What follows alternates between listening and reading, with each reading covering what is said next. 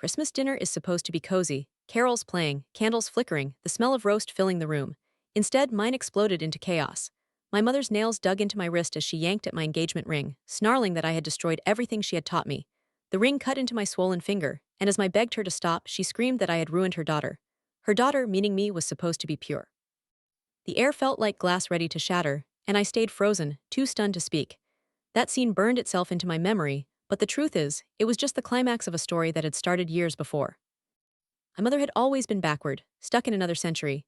When my sister Lena and I were kids, she made us rehearse life as if we were in training to become someone's perfect housewife.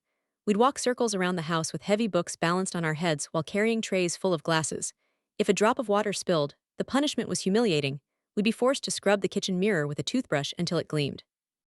At bedtime, instead of fairy tales, we recited lines like, "Whatever you think is best, honey," or "I'm sorry for speaking out of turn." It wasn't practice, it was brainwashing disguised as tradition. Lena absorbed it all.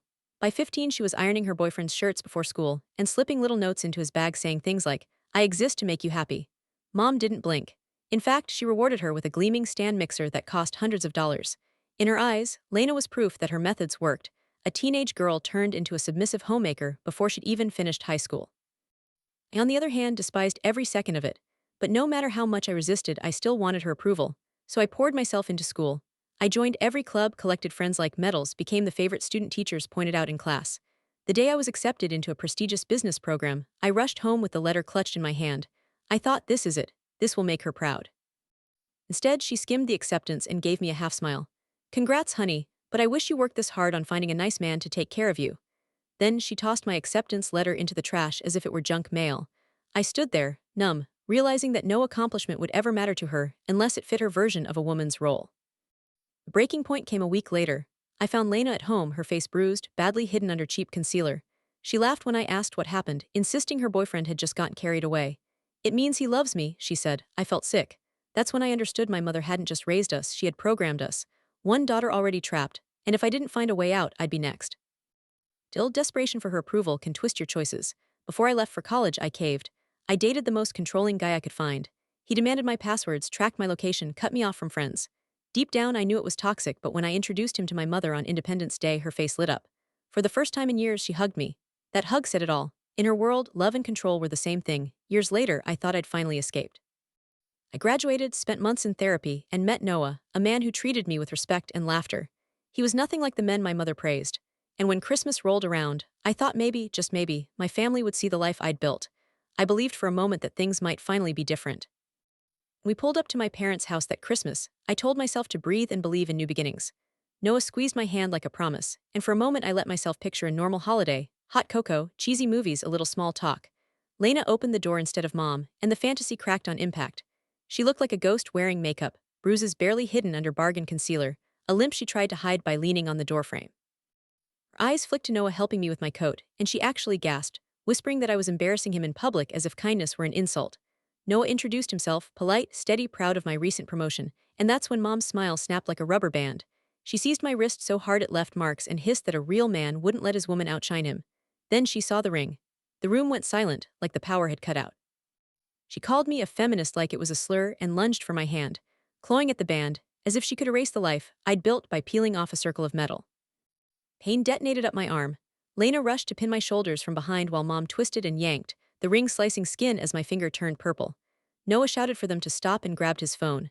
I remember the click of the kitchen drawer, the glint of a knife, my mother's wild eyes as she stepped toward Noah and accused him of destroying me. It was chaos, chairs scraped, my breath came in ragged gasps, and all I could think was, this is what love looked like in my mother's house. Control dressed up as concern. Sirens saved us. Police burst in, voices firm and practiced.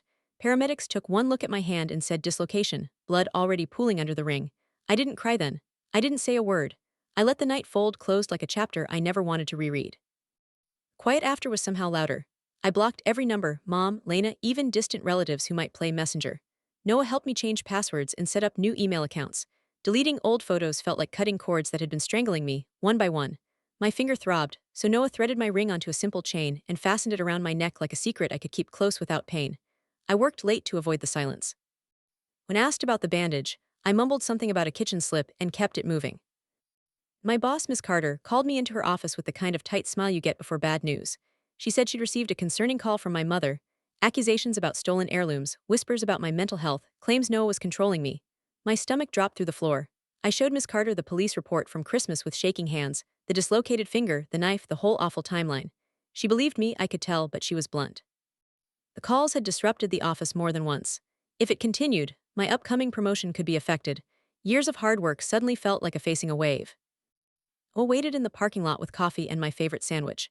He listened, jaw tight, then said what I was too tired to say. We were filing harassment paperwork today. His sister, a paralegal with a spine of steel and a halo of curly hair, slid us into her evening like it was triage. We sat at her kitchen table while she clicked on a recorder and told me to start at the beginning. Dates, times, messages, witnesses, every bruise, every voicemail, every lie. My hand cramped from writing, and every time I hesitated, Noah squeezed my shoulder like a metronome, keeping me steady. By the time we stacked the pages, nodded. It showed escalation, it showed a pattern. We'd file in the morning. Morning arrived with fists pounding our apartment door. Not knocking, pounding. Noah checked the peephole and went pale. Police. My mother had reported I was being held against my will. The officers were professional, but tired in the way people get when family drama is their beat. I showed them the report, the photos, the documentation had helped compile.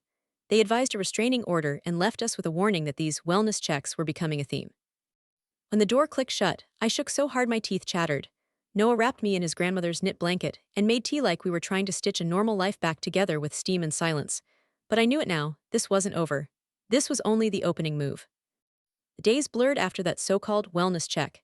Every knock at the door made my heart slam against my ribs, every ring of my phone felt like a trap waiting to spring. Mom had clearly made friends in the building, whispering to neighbors that I was trapped in an abusive relationship. Mrs. from across the hall, who used to share dumplings with me on holidays, now avoided my eyes. A guy from 3B stopped Noah in the hallway and asked if I was safe at home, like we were the villains in some dark soap opera. It was like living in a fishbowl where everyone had been told the water was poisoned. And then Lena's voice slipped back into my life, not directly, since I'd blocked her, but through Noah's phone. Voicemails came late at night, her words slurred and bitter. She said it was my fault Derek left her, that I'd ruined the only love she'd ever had. She mocked me, sneering through the recording that I thought I was better than the family with my fancy degree and feminist boyfriend. The venom dripped through every syllable. I wanted to scream at her that Derek was an abuser, that love isn't supposed to come with bruises, but I knew it wouldn't matter. She was already too deep in the quicksand. Though kept us anchored, she sat us down with folders and spreadsheets, telling us to document everything, every call, every accusation, every police visit. We built a paper trail thicker than some novels, each page a reminder that this wasn't paranoia. It was war. Still, even as we stacked evidence, Mom found ways to push harder. Thursday came like a punch to the gut. My boss called me in again, her face etched with genuine concern this time. Mom hadn't stopped with one phone call, she'd escalated. She told accounting I was embezzling, whispered to HR that I was selling drugs in the parking lot, and even contacted one of our biggest clients claiming I was leaking their data. I sat frozen in the chair, my throat raw as I tried to explain this madness. Ms. Carter assured me legal knew what was happening, but then she said the words that made my stomach cave. In the promotion committee meets next week, and this kind of disruption, it doesn't look good. 3 years of sweat and sacrifice dangled on the edge of being ruined by a handful of lies. At night, Noah's voice was steady but grim as he relayed what had just told him. Mom had started calling people back in my, saying I'd joined a cult. Her story was that I'd been brainwashed by radical feminists in college, and that Noah was my handler. I actually laughed when I heard it, but it wasn't the kind of laugh that heals. It was jagged, the kind that hurts coming out. Lies only got wilder from there. Suddenly I was supposedly pregnant with another man's child. In one version, Noah was forcing me into prostitution. In another, I was an addict. It was absurd, but the terrifying part was how easily people bought into her act. There's a certain power in a crying mother claiming her daughter's in danger, and she wielded that power like a weapon. At work, I felt the shift. People whispered when they thought I couldn't hear. The receptionist had started recognizing Mom's voice and hanging up before she could get far, but the damage was already spreading. I had become the drama girl with the crazy family. No one said it out loud, but I saw it in their eyes.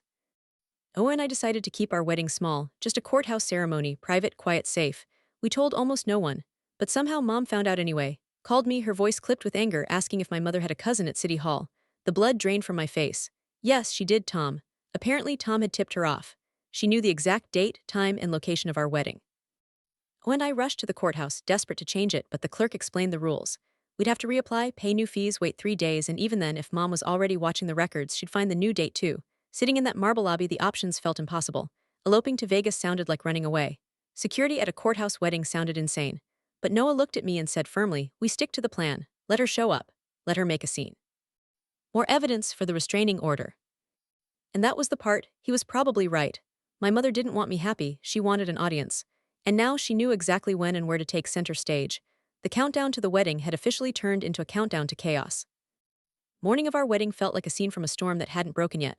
The sky hung low and gray, the kind of weather that makes you brace yourself even when you do know why. We arrived early, slipping through courthouse security with Noah's family at our side. His sisters clung to my arms, offering smiles that didn't quite reach their eyes. Everyone knew this wasn't just a wedding, it was a battlefield. Every footstep echoed in the marble halls, each door creak making my heart race. For 20 minutes, nothing happened. Just us, the people who truly loved us, waiting quietly for our turn before the judge. The doors burst open. Mom stormed in wearing her best church dress, the one she only pulled out when she wanted to look holier than thou. Lena trailed behind her, glassy-eyed and wobbling, and with them came a man I didn't recognize, Brandon, Derek's brother. He had Derek's face but softer, like someone had pasted it onto a teddy bear. Mom's voice boomed through the courtroom. "Stop this nonsense right now. My daughter isn't in her right mind." Security moved fast but not fast enough. She lunged for me, her nails digging through the sleeve of my dress. "Maya baby, this isn't you. This man has poisoned your mind. Brandon is here to forgive you, to take you back to the right path." Brandon stepped forward, rehearsed smile plastered on his face. "Hi Maya, your mother told me so much about you. I think we could be really happy together. I know how to handle a strong-willed woman." His words made bile rise in my throat. Noah stepped between us, his voice calm but sharp as steel. "Let go of her." Mom whipped around to snarl at him, her eyes flashing with fury. "You're not man enough for my daughter. You let her think she's your equal. Brandon knows a woman's place." Security finally her off me, dragging her back as she screamed about brainwashing, cults, and feminism destroying families. Lena swayed in the background, slurring comments about real men and proper wives, her voice cracking under years of training and abuse. The guard's voice was firm, almost bored, like he'd seen too many scenes like this. "Ma'am, you need to leave. You're disrupting court proceedings." Mom's final shriek echoed as they hauled her toward the door. "She's mentally incompetent. Feminism has poisoned her mind. This marriage isn't legal." Even with the doors closed, her voice carried faintly through the hallway. The judge raised his eyebrows, glanced at us, and asked dryly, "Would you like a few minutes?" My voice surprised me with its steadiness. "No, we'd like to get married now." The ceremony itself was short and sweet, but the weight of it made every second sacred. Noah slid our ring back on my finger, the same one Mom once tried to rip off. His family cried quiet, happy tears. For the first time in months, I felt a thread of peace. Not broken, free. But it didn't last long. As we stepped into the courthouse lobby's phone rang. She listened, her face draining of color. "That was my office. Your mother just filed for power of attorney over you. She's claiming you're mentally incompetent because of feminist indoctrination." The world tilted. My engagement nearly destroyed, my career sabotaged, my wedding hijacked, and now my own mother trying to legally seize control of my life. She even listed Lena as her supporting witness. Noah gripped my hand, warm and steady, his family closing ranks around me like a shield. And right then, something inside me hardened. "If she wants a legal fight," I said, "she'll get one. I'm done running, I'm done hiding. She wants to prove I'm crazy, let her try." His eyes lit with a fierce kind of pride. "Good, because we've been documenting everything, every call, every lie, every police report. We're going to bury her in evidence." Walking out of that courthouse, newly married and braced for war, I realized something. The girl I used to be, the one who practiced saying, "Whatever you think is best, honey," until the words made me sick, she was gone. Mom hadn't broken me. She forged me into someone who finally knew her worth. The war was just beginning, but for the first time in my life, I was ready to fight. Very next morning, had us sitting in her office at 8 sharp. She'd pulled strings to get us an emergency consultation with her firm's senior partner, a woman named Ms. Carter who specialized in family law and harassment cases. Ms. Carter wasn't the type to waste words. She flipped through our thick stack of evidence with the focus of a surgeon. When she looked up, her verdict was blunt. "Your mother's filing is sloppy. Claiming mental incompetence because of ideological differences won't stand." But we don't play defense, we go on the attack. Mapped out our strategy with clinical precision.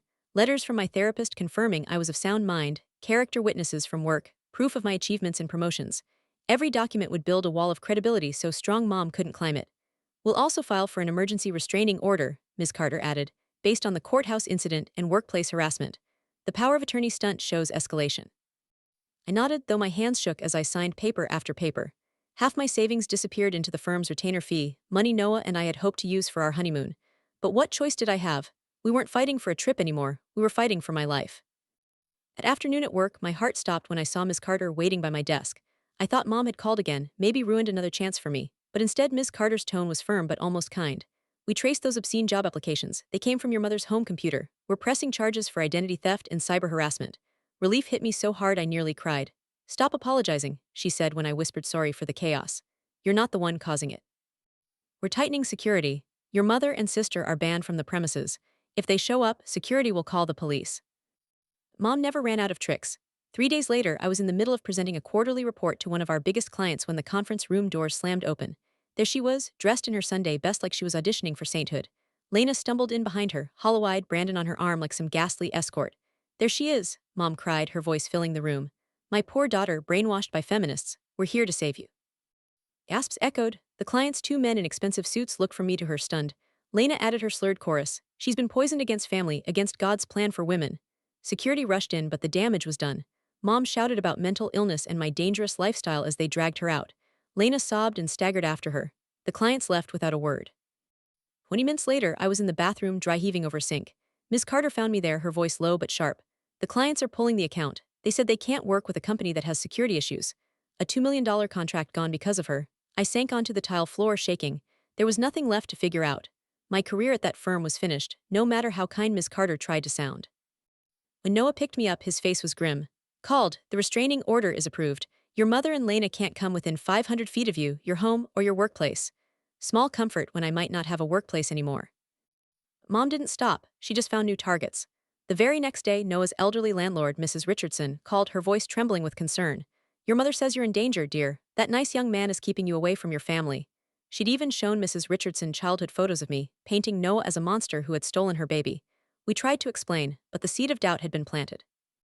Every time we saw Mrs. Richardson after that, her eyes followed us with pity and suspicion.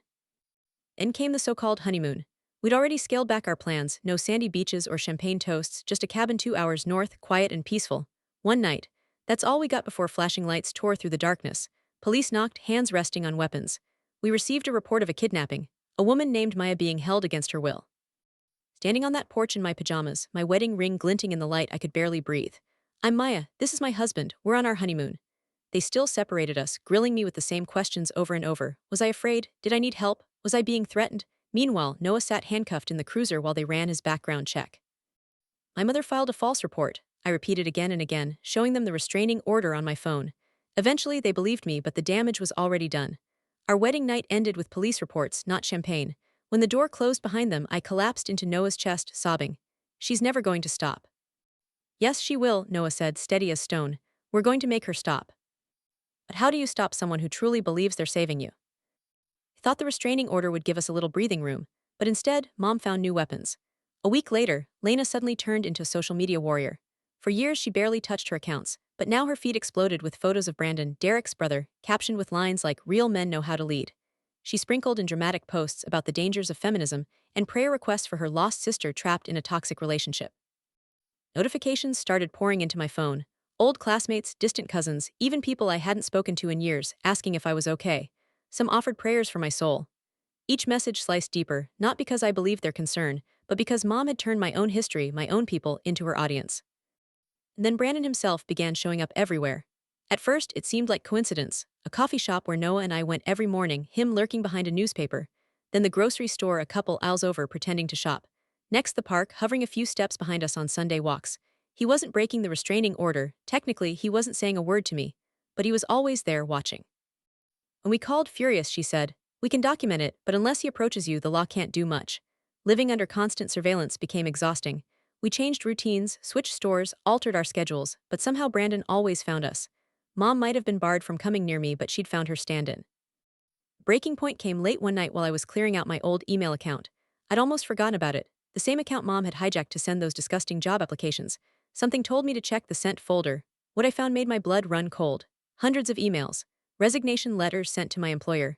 Nasty messages to my college professors accusing me of cheating. Claims to old supervisors that I'd stolen from internships. Each one signed with my name, each one dripping poison into the professional world I had spent years building. She's been doing this for months, I whispered to Noah, scrolling in disbelief. Maybe longer. Handed everything to, who added it to the criminal case file. Identity theft, cyber harassment, defamation. The pile of charges was growing higher than I ever imagined. But Mom didn't flinch. She came to the preliminary hearing with a whole entourage from her church, all of them wearing matching shirts with Bible verses about honoring thy mother and father. Lena sat in the front row with Brandon, both glaring at me like I was the villain. Took the stand first, tears streaming as she told the judge, "My daughter has been brainwashed. That man poisoned her with feminist ideology. She needs intervention before it's too late." Theatrics worthy of a movie. My therapist calmly about my mental health, but Mom laughed out loud in the courtroom. Of course she supports her delusions, she sneered. They're all part of the same feminist agenda. The judge had to call for order multiple times. Elena, my heart cracked. She rambled about how I had destroyed her life, that Derek left because our family was too dramatic, and that none of it would have happened if I'd just been a proper woman. Her words slurred, her bitterness dripping with every sentence. I thought that was the lowest point until cross-examined her. She asked Lena when Derek had actually called her family too dramatic. Lena, frustrated, muttered, after Mom kept calling his work. The courtroom went silent, pounced. How many times did she call? Lena blinked, then admitted, I don't know, a lot. She said she was showing them what a devoted girlfriend I was, but Derek got fired. Then her voice broke. He left because of her, not because of Maya, because of Mom. The realization shattered her in front of everyone. For years, she had defended Mom, twisted her bruises into love letters, convinced herself the abuse was devotion. And now the truth slipped out. Mom had sabotaged her too. Courtroom erupted. Mom screamed that Lena was confused. Her church group started praying loudly. Brandon tried to console Lena while she shoved him away. The judge slammed his gavel again and again until silence fell. Finally, he said, I've seen enough. The restraining order is extended for 2 years. Criminal charges will proceed. And ma'am, he looked straight at my mother. I strongly suggest you seek professional help. Mom's response? She shrieked, I don't need help. My daughters are possessed by feminist demons, as officers escorted her out. For the first time, Lena didn't follow her. She just sat there, staring at her hands. When I cautiously approached with Noah at my side, she whispered, he hit me because he was stressed about work. And Mom kept calling, making it worse. She got him fired. Maya, she destroyed my life too. I told her quietly, it's not too late, you can get help, you can start over. Her eyes lifted to mine, empty and frightened. I don't know how to be anything else. She trained us our whole lives. I don't know how not to be this. That week, we got Lena into therapy. The same therapist who had been helping me untangle years of twisted lessons and invisible scars. It wasn't a miracle fix, but it was a start. For the first time, the chains that bound us didn't feel unbreakable. And yet, even after court, even after therapy began for Lena, I should have known Mom wasn't finished. Not yet. I thought the courtroom scene was the climax of this nightmare, but Mom had one last card to play. One evening, I came home from a job interview to find our apartment door slightly open. Noah was still at work. My heart raced as I pushed it wider, and the sight inside almost made me collapse. Every piece of professional clothing I owned, suits, blouses, even the dress I'd worn to graduation, was shredded and scattered across the bedroom floor. Each piece carried a Bible verse pinned to it about women's obedience. But it was the message on the mirror, scrawled in red lipstick, that froze my blood. I brought you into this world. I can take you out of it. Detective later showed me the footage. Mom had used Lena's spare key, one I'd forgotten existed, and spent 2 hours methodically tearing my life apart. This is solid evidence, the detective said, photographing every ruined garment. With the death threat and break-in, she's looking at real jail time. But instead of relief, all I felt was bone-deep exhaustion. I sat on the carpet clutching a shredded navy blazer while tears blurred my vision. Noah found me there an hour later. He didn't try to fix it, didn't say a word, just sat beside me and wrapped me in his arms. Soon his sisters arrived. With legal documents, Victoria with tea and cookies, and Jenny carrying bags of her own clothes for me to wear. Then their mother swept in, soup pot in hand, and said what I needed to hear most. That woman may have given birth to you, but she is not your mother. Not anymore. The trial was set 3 months later. Mom made bail under strict conditions. No contact, no internet, no coming near us. Lena moved in temporarily while she tried to piece herself together. Therapy twice a week, shaky attempts at sobriety, some days filled with rage, others with regret. It wasn't love, she whispered to me one night as we sipped tea on the couch. It was control, it was never love. For once, I could agree without hesitation.